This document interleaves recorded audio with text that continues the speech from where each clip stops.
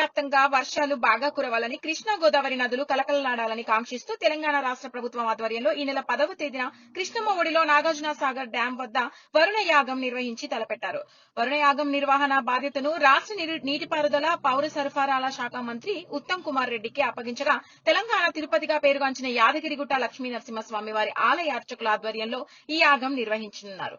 యాగ నిర్వహణ, ముఖ్యమంత్రి పర్యటన, నాగార్జున సాగర్ వద్ద విజయ విహార్ అతిథి గృహంలో జరుగుతున్న ఏర్పాట్లపై మరింత సమాచారాన్ని తెలంగాణ రాష్ట్రం సుభిక్షంగా ఉండాలని, తెలంగాణ రాష్ట్రంలో ఉన్న గోదావరి, కృష్ణా నదులపై ఉన్న బ్యారేజీలు కూడా పూర్తిస్థాయి జలాశయాలు నిండుకొని కలకలను ఉండాలని చెప్పేసి తెలంగాణ రాష్ట్ర ప్రభుత్వం సంకల్పించింది. ముఖ్యమంత్రి రేవంత్ రెడ్డి సారథ్యంలో ఈ నెల 10వ తేదీన నాగార్జున సాగర్ వేదికగా కృష్ణమ్మ ఒడ్డున వరుణ యాగాన్ని అయితే నిర్వహించడానికి తలపెట్టారు.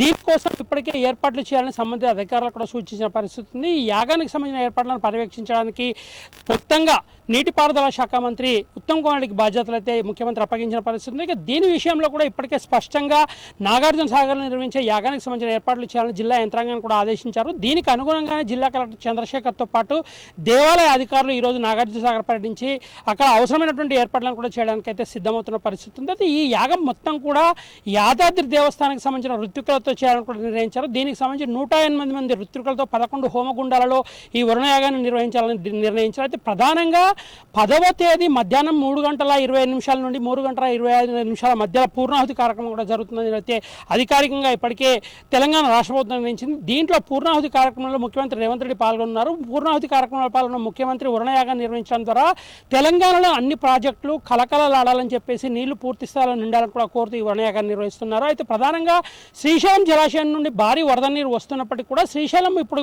పూర్తి స్థాయిలో నిండాల్సిన పరిస్థితి ఉంది. అది ఒకవేళ నిండిన తర్వాత నాగార్జున సాగర్కు నీరు విడుదలైతే తప్ప ప్రస్తుతం నాగార్జున సాగర్ జలాశయం కింద ఉన్నటువంటి ఆయకట్టు ఏదైతుందో ఆయకట్టుకు తాగునీటిని అందించే పరిస్థితి లేదని, అదేవిధంగా సాగునీటి అందించే పరిస్థితి లేదని కూడా ప్రధానంగా అధికారులు అయితే చెప్తున్న పరిస్థితి ఉంది. దీనికి అనుగుణంగా నాగార్జున సాగర్ జలాశయంతో పాటు గోదావరి నదిపై ఉన్నటువంటి జలాశయాలు కూడా పూర్తి స్థాయిలో నిండుకోవడంతో పాటుగా తెలంగాణ రాష్ట్రం సుభిక్షంగా ఉండాలని కూడా తెలంగాణ ప్రభుత్వం భావించి ఈ యాగాన్ని నిర్వహిస్తుంది. వైటీడీఏ బోర్డు నూతనంగా ఇటీవల కాలంలో బోర్డు ఏర్పడిన తర్వాత తొలిసారిగా వైటీడీఏ బోర్డు ఆధ్వర్యంలో ఈ యాగాన్ని నిర్వహించాలని కూడా ముఖ్యమంత్రి నిర్ణయించారు. ఇక ఇందుకు అనుగుణంగా అవసరమైన ఏర్పాట్లు చేయాలని పూర్తి స్థాయిలో సమాచారం ఇవ్వడంతో జిల్లా కలెక్టర్ చంద్రశేఖర్తో పాటు అదనపు ఎస్పీ రమేష్, యాదాద్రి దేవాలయ ఈవో, అదేవిధంగా దేవాదాయ శాఖ అధికారులు ఈరోజు నాగార్జున సాగర్లో ఉన్న విజయ విహార్ను సందర్శించి అక్కడ వరుణయాగం చేయడానికి అవసరమైన ఏర్పాట్లను పరిశీలించడం పాటుగా అధికారులకు సంబంధించి అధికారులకు కూడా సూచనలు అయితే చేసిన పరిస్థితి. నాగార్జున సాగర్లో ఉన్నటువంటి విజయ విహార్ అతిథి గృహంలో కృష్ణమ్మ ఒడ్డున ఈ వరుణయాగాన్ని నిర్వహించాలని నిర్ణయించారు. దీనికి అనుగుణంగా అవసరమైన ఏర్పాట్లు చేయాలని కూడా ఇప్పటికే అధికారులు అయితే చర్యలు తీసుకున్న పరిస్థితి ఉంది.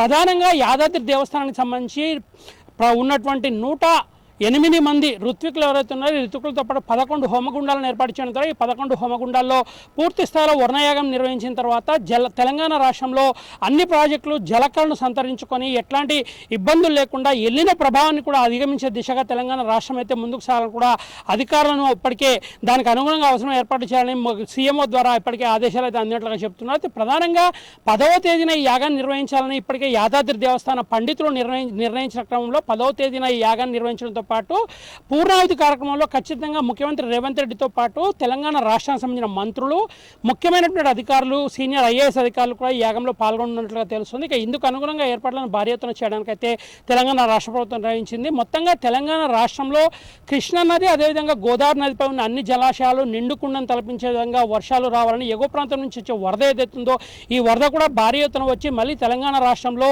ఇటు నాగార్జున సాగర్ జలాశయం కావచ్చు లేదా కృష్ణా నదితో పాటు గోదావరి నదిపై ఉన్న అన్ని జలాశయాలు కూడా నిండుకుండను తలపించడంతో పాటుగా తెలంగాణలో ఎల్నినో ప్రభావం ఎక్కడ కూడా కనిపించకుండా ఉండేలా రైతులు అదేవిధంగా ప్రజలు ఎట్లాంటి ఇబ్బందులు పడకుండా ఉండేందుకు అవసరమైన అన్ని చర్యలు తీసుకోవడం ద్వారా వరుణయాగాన్ని విజయవంతం చేయాలనైతే తెలంగాణ ప్రభుత్వం భావిస్తుంది. ప్రధానంగా ఎల్నినో ఎఫెక్ట్తో ఇప్పటికే నాగార్జున సాగర్ జలాశయంలో 590 అడుగుల గరిష్ట నీటి మట్టానికి కానీ ప్రస్తుతం 513.48 అడుగుల మేర మాత్రమే నీరు ఉంది. దాదాపుగా ఒక 3 అడుగుల మేర మాత్రమే ప్రస్తుతం నీరు కొనసాగుతుండగా ఈ 3 అడుగుల నీరు కూడా పూర్తి స్థాయిలో కోల్పోయినట్లయితే డెడ్ స్టోరేజ్కి అతి చెరువులో నాగార్జున సాగర్ ప్రాజెక్టు ఉంది.